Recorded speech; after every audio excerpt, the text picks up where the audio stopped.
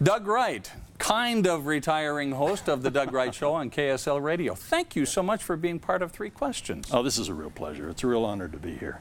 Well, before we get going, I want to thank not only you, but also your management and the Fox 13 management for kind of dropping those customary broadcast boundaries so that you and I could have this conversation together. I think it's important. Well, I can speak for the folks back on my end, and they were really excited about this opportunity for me, and I'm very excited. I've been a fan of yours for years. It was an honor when you called. Well, likewise. We're going to have the mutual Admiration Society. It's right here, yeah. Now, you've been, honestly, a fixture in this community for the past 40 years. Now you're kind of retiring. Why? You know, it's an interesting question. First of all, I will be 67 before too long. And it was interesting. I reflect on a conversation that Dee and I had. And by the way, Dee and I met at KSL. And she is the best thing that happened to me in the whole time I was at KSL. And that's saying something because I've had some wonderful things happen. But I can remember she was working on the TV side. She was working in commercial production.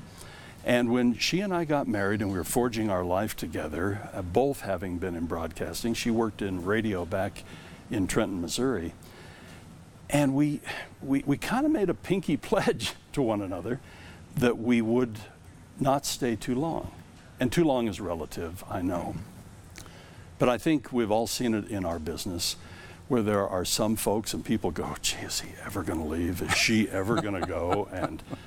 But we decided, and this is kind of how we couched it, that we would try to sense that time when we still loved the business and there were still a few folks who wanted us to stay, and that was probably a good time to either get out or alter, you know, what you were doing. Staying too long in our business can be dangerous. You know, as you talk about that, it really took me by surprise when I heard on the radio that you were going to be leaving your Monday through Friday show. What has been the response from the community? The outpouring of support for what I've done, support if I were to stay, has been overwhelming. I have been so deeply touched by people who have called. I was deeply touched by your call. As a matter of fact, I played that back to a few friends where you say, Doug, somebody else can fix your bathroom in Eureka. That's my favorite line so far. But it's true. Somebody else can do that. You don't have to do that. Hire it, man. Let me tell you about one thing that happened. And I was in a Great Harvest store. Mm-hmm. And I was in line, and the gentleman in front of me turned around and said, you're Doug Wright? I said, yes. And he goes, I've listened to you, thank you. And he was so nice. And the woman in front of him just introduced herself and said thank you. And they were so gracious and kind. And then the person who was considerably younger was checking out with her bread. And she turned around, she had tears in her eyes. Oh. And it choked me up. And I just thought, oh my goodness, I have been so fortunate. I've been so fortunate to have these opportunities in this market with these great colleagues, and with my family backing me, and the listeners and the viewers in our area. It's not exclusive to KSL, but they're the best. They truly are. The support. Some people have been a little ticked off. What are you doing? You know, somebody else can fix your bathroom. Well, here you are, semi-retiring. Do you feel old or do you feel young? I feel young. I really do, although my knees tell me differently. Occasionally when I'm out there trying to do what I did 20 or 30 years ago, there are parts of my body that assure me that I indeed have aged. But mentally, sometimes it scares you how young you still are in your head. You still want that 67 Corvette. You still want to do some of the stupid things that you wanted to do when you were 15. Yeah. But no, I don't feel old. Unless I look in the mirror and I go, good grief, who is that? Who's that old man? Who's that guy? Yeah.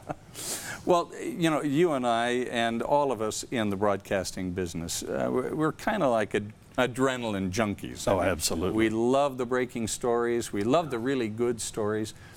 Now in semi-retirement, you're going to be stepping away from the front lines of what's going on out there in the world and the community. How are you going to handle that? That is going to be a real challenge, although that's part of the deal. That's why we're still calling it semi. I'll still do the Friday movie show, which actually is expanding, heaven only knows why. I always joke about that show. It's a show only a mother can love, but we all get a kick out of it. So Fridays I'll be working. There are things that I'll be doing beginning in the fall, perhaps even in a television vein. But part of the deal with KSL management has been that when there is a big breaking story, when they do need reinforcements, sometimes if they just need a little corporate memory, or you know what, old Doug, he went through that, let's give him a call. So some of that will still be there, but you know, when it breaks on your show, when it breaks in your newscast, when it breaks in your time slot, when you're sitting at the helm and it breaks, as you mentioned, there's some adrenaline that goes with that, and I'm going to miss that terribly.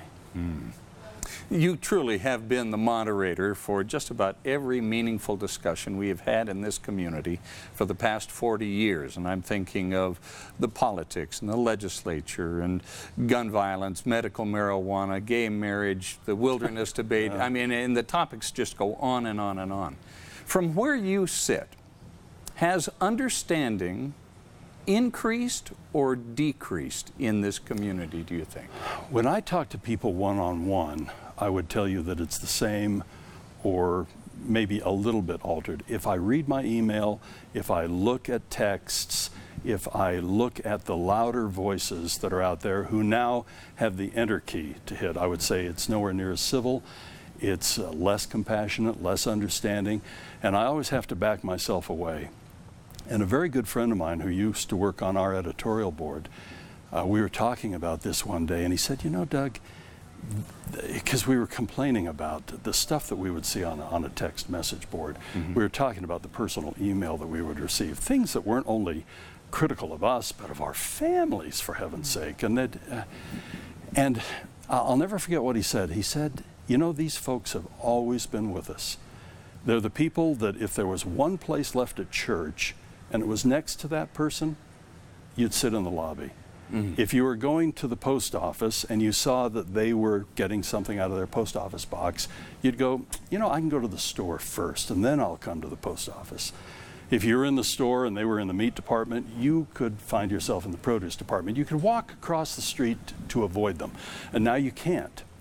That same person who just somehow sees everything through such a negative prism and such an unfortunate way of making other people feel terrible if you're not in lockstep with them, you can't avoid them now. They just hit the enter key. They don't even have to buy a stamp anymore. They just hit the enter key, and it's amazing some of the vile and foul things. So if you judge everything based on what you're getting in that new form of communication, it's easy to see it as getting worse.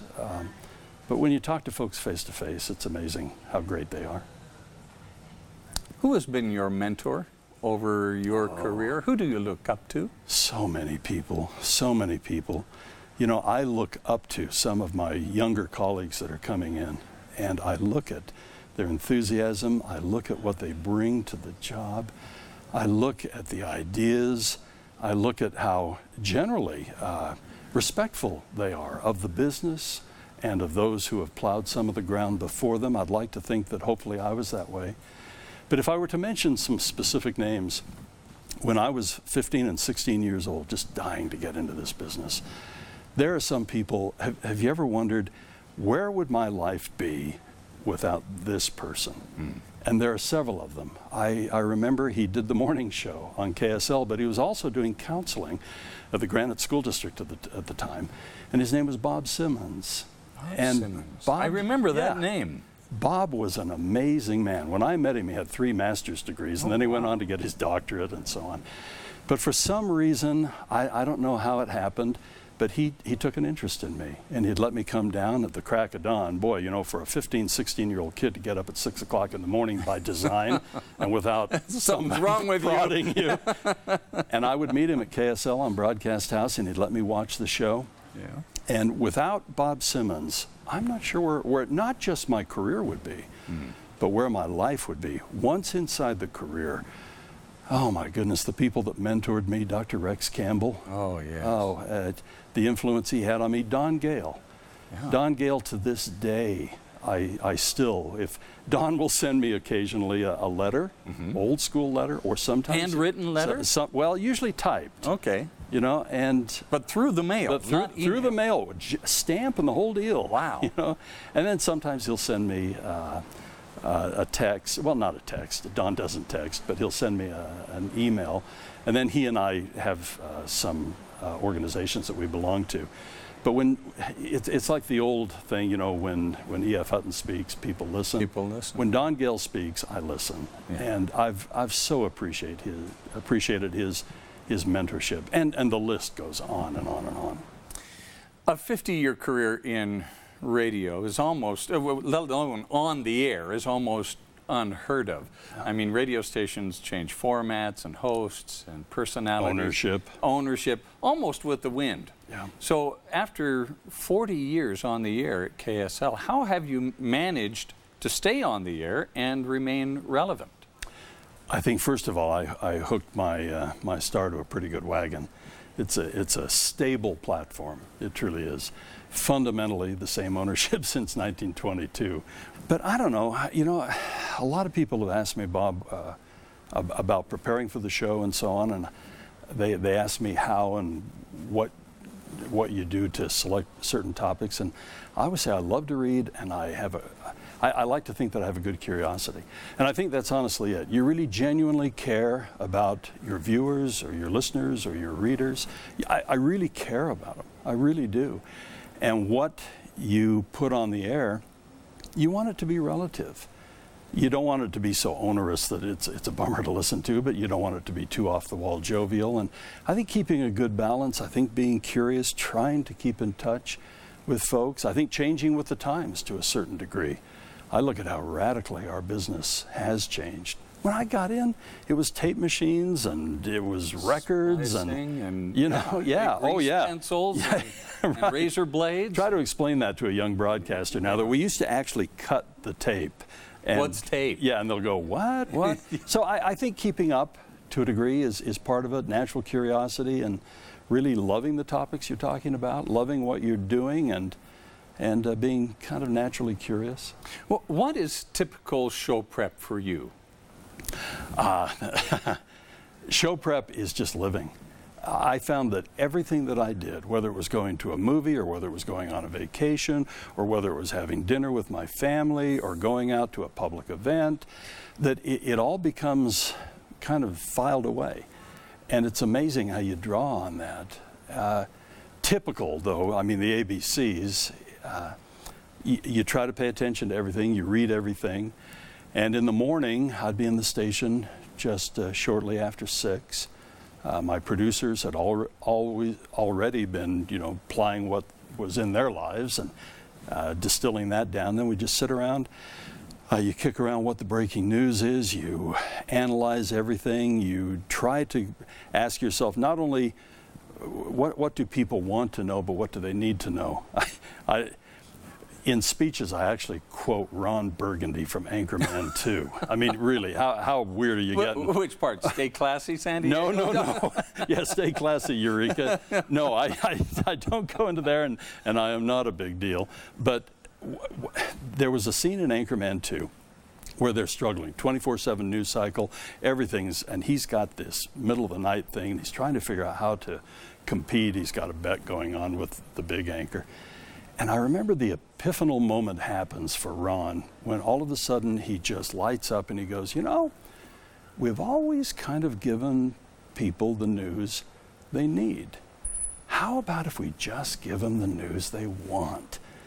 And that's when it's all patriotic, it's all flags, it's all and there's nothing wrong with that, but then it's the water skiing squirrels and all that.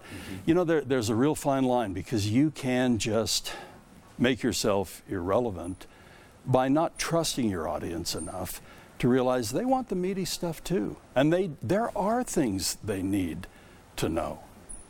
Do we in the media underestimate the intelligence of our audiences? I believe so. And I believe the reason we do is the extremes are the ones that give us feedback. There are all kinds of studies right now. Pew and others have looked at it, and it's to the point where the extremes, the tips of the tails are wagging their dog right now so much that middle folks, Spiro Agnew would have called them the silent majority, they're just fed up. They don't even do polls anymore. Somebody calls and wants to do a poll and they just hang up. They're so fed up with it. And I think when we see the responses that we're getting from angry, extreme folks, I think it's easy to underestimate what the more centrist individuals want, what people really are capable of not only digesting, but what they're capable of. I think as soon as we underestimate our audiences, I think we've automatically done them a disservice. And I think when you start listening to those extremes too much, which is hard not to do because they are so loud, they are so prevalent, they will cancel anything to be in your face, it's hard to remember there are real people out there too. You have had your finger on the pulse of this community for the past 40 years. Looking forward, what concerns you the most and what delights you the most? What concerns? Let's do concerns first. The quality of life where we live, that concerns me with all of these wonderful things that are happening, these incredible businesses that are moving here, the amazing opportunities that we have here that makes Utah so very, very attractive. The Wasatch Front, Washington County, there are hot spots all over the state. Maintaining our quality of life, making sure that we keep our open spaces, making sure that we preserve our heritage and our history and don't just willy-nilly tear down historic buildings, look for adaptive reuse. I think, too, the congestion problems really concern me. The air pollution concerns me. The quality of life issues concern me a lot. We need to remember who we are. We need to remember not only the old pioneer spirit, but the new pioneer spirit. Why is this person coming here? They're coming here because of the quality of life. And you really have to look into the future. The Native American, the indigenous people said you always need to watch out for 7 generations.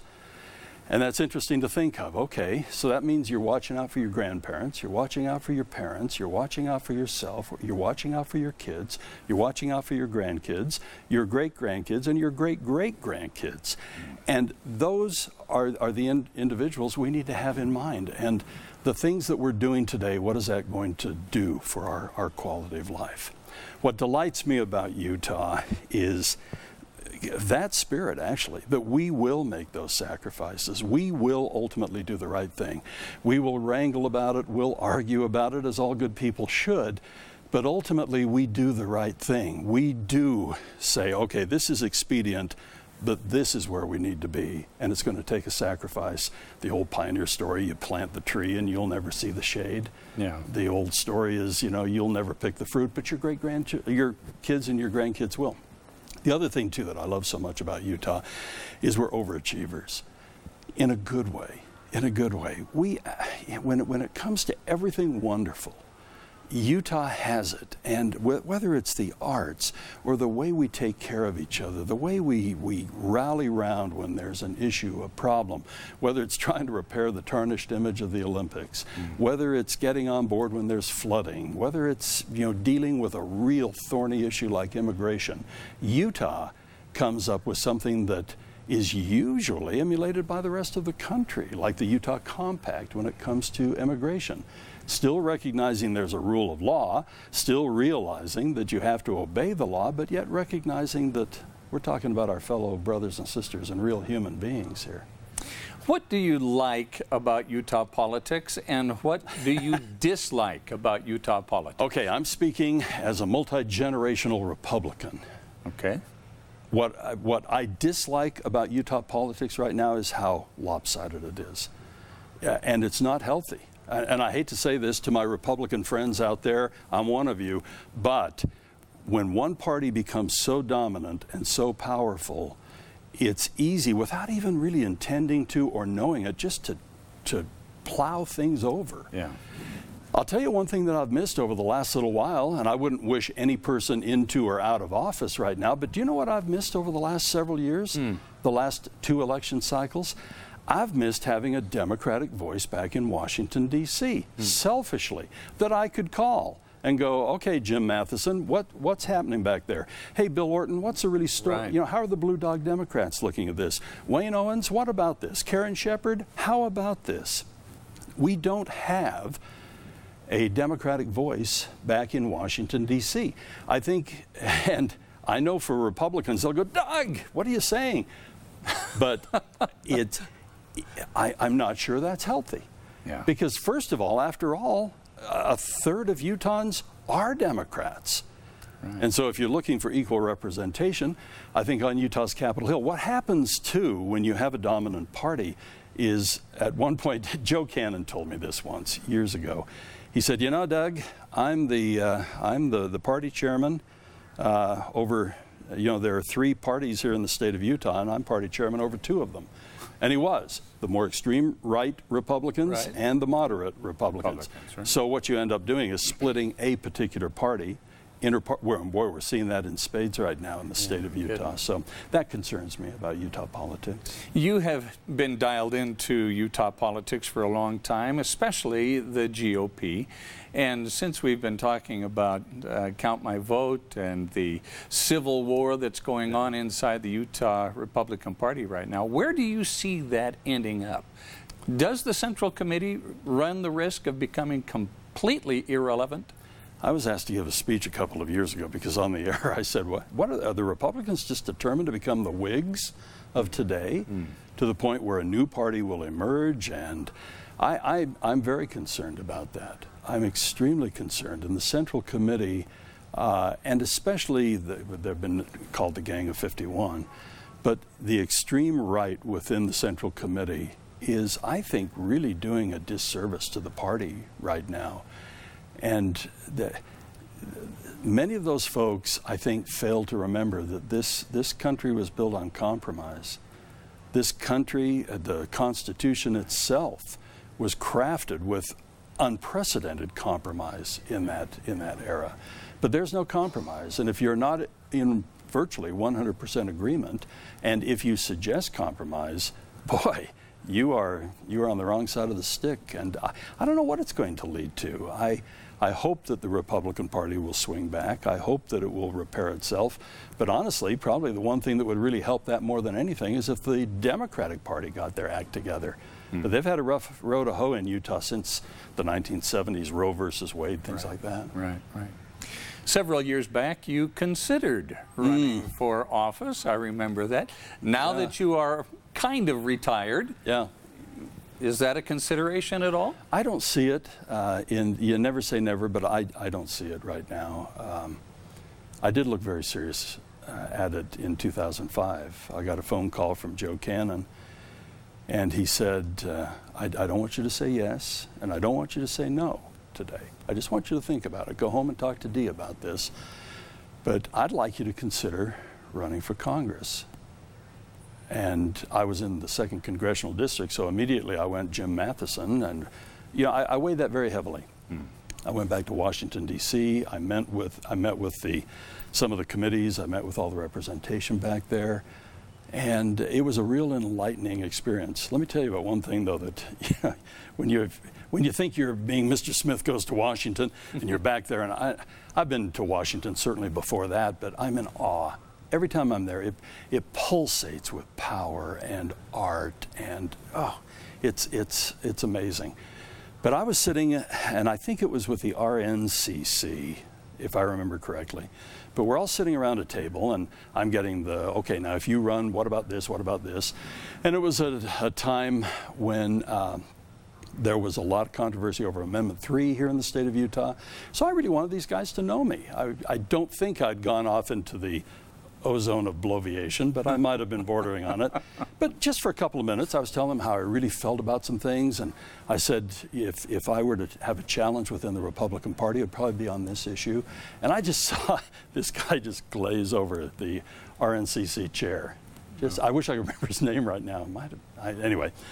And finally, he just looked at me and he said, you know, that's all good and fine, but the only thing we really care about is you have an R behind your name and you vote for the speaker. And I remember I went, boy, did I just get put in my place. Oh my. You know, I just need to be a Republican, and pinky pledge. That must have been so disheartening. It was disheartening. And everything else that I'd done in Washington was quite uplifting. And I still cherish the time I had my toe in the water. But that one, I thought, that's like the kind of stuff you see in a movie. And it really happens.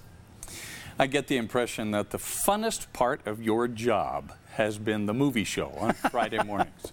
Am I right? Yeah, it's Dr. Jekyll and Mr. Hyde here. You know, all week long you're dealing with these really sometimes toxic and corrosive and really difficult and sometimes uplifting issues, but they're really tough. And for me, it's been the Friday therapy session. By the time we get to Fridays, we can just kick back, we can talk movies, we can have fun. And over the years, I've had some amazing co-hosts. Started with Chris Hicks back in the day, and now it's Steve Sales, whom I dearly love. And likewise, he and I worked together back in the day. I'm aware of that. Yeah, we have a deep affection for each other. And you know, I always joke about it. I said, on the movie show, we take ourselves very seriously, and it's evident every week. And that's, I think, the whole success to it. We don't take ourselves seriously. It's only a movie, and they're fun to talk about with everybody. What issue has not gotten enough attention from you and the rest of us here in the media, do you think? You know, that's a really interesting question. You know, if somebody were to ask me what's the part of Utah history that hasn't had enough attention, I would always say the indigenous people and Utah mining. But I think it's ongoing, and I think it's rural Utah. We think that we've given a lot of attention to the Sagebrush Rebellion. I mean, the Cowboy Caucus. Over the years, you know, we've heard all of these clever names. But there's something about it. The old joke in rural Utah is you put a silver dollar up on its edge, it rolls to Salt Lake. And there's some truth to that. And I've appreciated some of the focus. It was a little over a year ago, over at my place, we did a thing called the Road to Understanding. And we went out into rural Utah. We did a lot of stories in rural Utah. And I did my radio show from the Fillmore State House, and we did the nighttime broadcast from the Fillmore State House. And I remember over and over and over, do you know what I kept hearing? It broke my heart. And I'm a Salt Lake boy. I'm not a rural Utah guy, although I do have some connections. Eureka. But, yeah, Eureka. Poor little town I've inflicted myself on. And they tolerate me. They'll forgive you. I don't know. They're working on it. But out there at our various stops, but particularly that evening, whether I was talking with a commissioner, whether I was talking with a councilman or woman, whether I was talking with a mayor, all of them would say, we've got to do something because we're getting tired of, and this is the phrase that broke my heart, we're getting tired of being forced to export our children for them and our family to survive. In other words, it's almost like the old days, you know, where, you know, the crown prince, the first son, could inherit the estate, but the rest of you, you're off on your own. And it's just so hard on those family farms, those little small town businesses, mining industries and so on, back and forth. It's just so hard. Those folks, if the kids want to move on, fine, that's their decision. But if they want to stay home, they ought to have the option. And rural Utah needs a lot of attention. And most of our more enlightened politicians, I've talked to Governor Herbert about this, I don't know how many times. He said, we've done a pretty good job with Utah's economy along the Wasatch Front. Now and other hot spots that are in the state. But we really need to take this spirit of entrepreneurship, and especially with the technologies we have now and the abilities we have now, we need to take it to rural Utah. Yeah. Is this going to be a big one? It may require just a little thinking. Oh no, I'm in big trouble now. It may not either. For years now, you've been up at the crack of dawn. Your alarm clock needs a well-deserved rest, I'm sure. Yeah. But your body clock now, you're still waking up at the crack. How on earth are you going to get back to sleep in the morning now? You know, I always feel guilty when I complain about getting up early, because I remember those who are on the air ahead of me, who get to the station at 3, or if they're there at 3:30, it's late. Yeah. And to prepare for being on the air at 5. So I always feel guilty complaining, but it's hard, even on weekends. You know, while I was still doing the show, you just wake up. And sometimes you can just go, thank you. And you just go back to sleep if the dog doesn't jump on you or something. But I've now had that experience for a few days, and it's interesting. Waking up, it's part of the deal. I don't know what I'm going to do. Maybe I'll have to put on ocean sound effects or something. It sounds like Eureka. Yeah, whatever you do, don't turn on the radio. Yeah, because the second sometimes people will ask me about listening to the radio. I said, sometimes if I'm listening to the radio, often I feel like I'm at work. Yeah. And I'm sure it's that way with you, TV, turning on TV.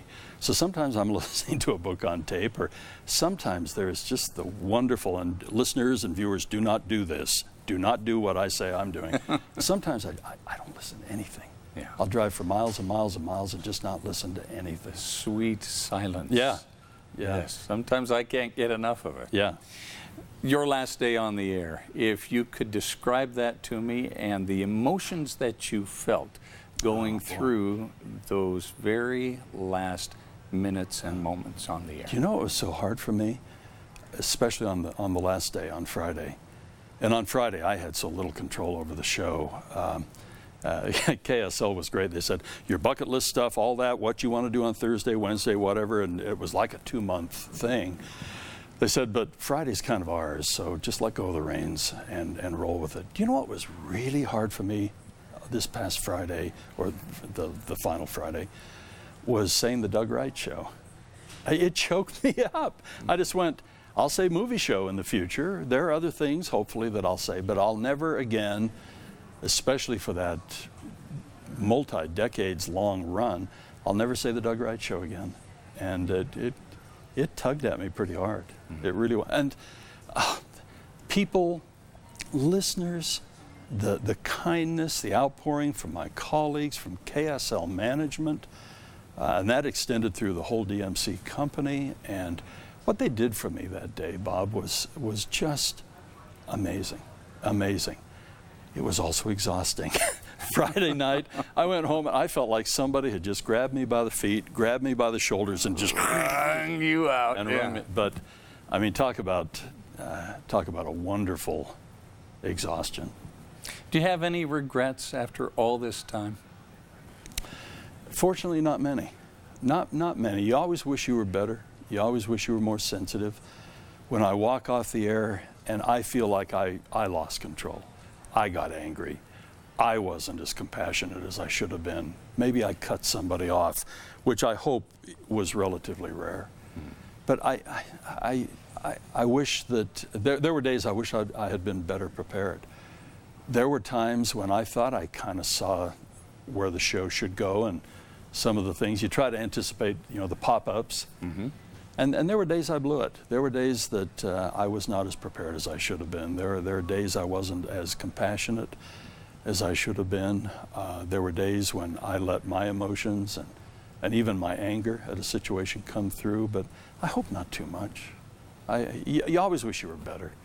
You always wish that, I had such an admiration for Charlie Osgood, and I always just so admired him. And when we were still CBS affiliate, he would come out here occasionally, and he'd be on my show, and we actually did a live show together over at the UEA once, and I just always admired Charlie. He always seemed to be calm. He had a presence, he had passion, but he always seemed to be in control, and I just thought the world of Charlie Osgood. As you look back over your career and you identify moments or a moment on the air, what will it be that sticks in your memory and in your heart? It almost sounds cliche, and I almost hate to mention it, but it was 9/11. I saw our industry in general. KSL had no exclusivity on this, but I was asked by Ralph Becker, who was the minority leader on in the House of Representatives, to speak that morning, 9/11, at the Alta Club to the Democratic caucus. And I did say, Ralph, you do know I'm a Republican. I mean, just, And he goes, yeah, but you're one of the good. So I was driving down, and it was just chaos. Nobody knew what was going on. We were all there. Was it an accident? When the second plane hit, no, this isn't an accident. We went into the Alta Club that morning. Ralph and I talked, and there were so many wonderful, Democratic representatives there. We tried to decide what to do. They decided to move forward with a moment of silence. We didn't know what was happening. I delivered a speech, which I was nervous about anyway. And then after everything was through, I went out, got in my truck to head over, and everything was coming down. Mm-hmm. And I remember I just raced over to the station, and the focus that day was just amazing. And so many, and again, not just at KSL, but broadcasters, journalists, reporters around the world, you became so laser focused you were able to get through it. But I will never forget this. At 8 o'clock at night, there was already a performance that was going to happen in the Tabernacle, I think for business leaders or somebody here, but President Hinckley retooled it just immediately and wanted it to be different. And it was more opened, and we carried it live. And I remember that gave us all that respite. That was the end, 8 o'clock that night, if I recall correctly. And I remember driving home, I'll never forget this. I can remember exactly where I was. I was going east on I-80, heading home, and that's when the exhaustion kicks in. You think, okay, I reported on all day, but I didn't really absorb it personally, and I just burst out crying. It was right at I-80 as it crossed State Street. I cried all the way home. And I'm listening to my station, I'm listening to the Tabernacle Choir, I'm listening to this just immediately revamped show that was going on that night. And I remember just wondering, what in the world has happened to us? It was my generation's, whether it was Alamo, Remember the Maine, Pearl Harbor, that's what it was for my generation. And I was so proud. There have been times I haven't been all that proud sometimes generally of our industry and the directions that we have taken generally. But I was proud of our industry that day. I was proud of our country that day. I was proud of our leadership, and it was a moment that I was proud to be a part of. It was a hellish day, but I was proud to be a part of it that day. Just a little part. How do you want to be remembered as a radio host personality? If somebody were to say, he was a pretty good guy and he treated people fairly, he might have been absolutely wrong in what he was saying on the air, but he truly believed it at the time. I hope that people believe that I genuinely tried to give a fair shake, that if I ever changed my mind, it wasn't for expediency, it's because I had better knowledge or somebody had made a better argument. I just hope that if anybody in the future goes, yeah, I remember Doug Wright, he was a pretty good guy. I think he was fair. And he truly believed what he was saying on the radio, and he hoped that in some small way it would make us better and it would make Utah better. Doug Wright, kind of retiring host of the Doug Wright Show on KSL Radio. Thank you so much for being part of 3 Questions. Thank you. Thank you.